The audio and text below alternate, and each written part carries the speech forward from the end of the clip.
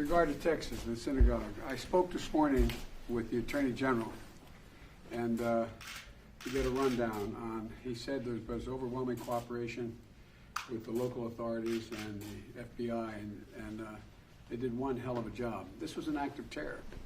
This was an act of terror, and it not only was related to someone who had been arrested, I might add, 15 years ago and been in jail for 10 years. The idea is it was something new. And they did just a great job. I also told him that I wanted to make sure we got the word out to synagogues and places of worship that we're not going to tolerate this, that we have this capacity to deal with assault on particularly the anti-Semitism that has grown up. And so, and I'll be talking with, I put a call into the rabbi. We missed one another on the way up here. And, but they should rest assured that we are focused. We are focused. The Attorney General is focused on making sure that we deal with these kinds of acts.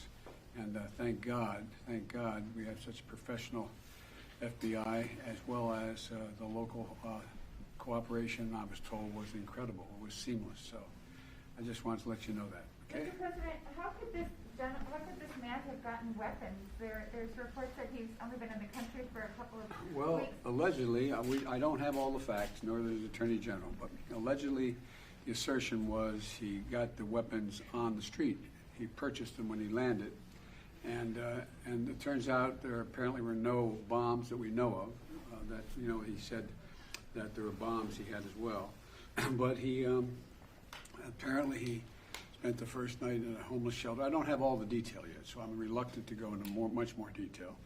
But and allegedly he purchased it on the street. Now, what that means, I don't know. Whether he purchased from an individual in a homeless shelter or a homeless community, or whether because that's where he said he was.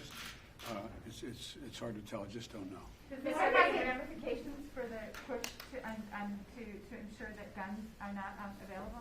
Oh, no, well, it does, but it also doesn't. The guns are, we should be, the idea of background checks are critical, but you can't stop something like this if someone is on the street buying something from somebody else on the street. Except that there's so many guns that have been sold of late. It's just ridiculous, and it's because of the failure of us to focus as hard as we should and as consistent as we should on gun purchases, gun sales, ghost guns, and a whole range of things that I'm trying to do. Mr. President, do you know more about the motivation of the person?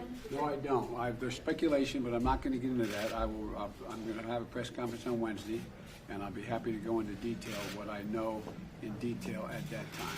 Do you know why he targeted that specific synagogue? Well, no, I don't. We don't have. I don't think there is sufficient information to know about why he targeted that synagogue, why he insisted on the release of someone who's been in prison for over 10 years, why he was engaged, why he was using anti-Semitic and anti-Israeli comments.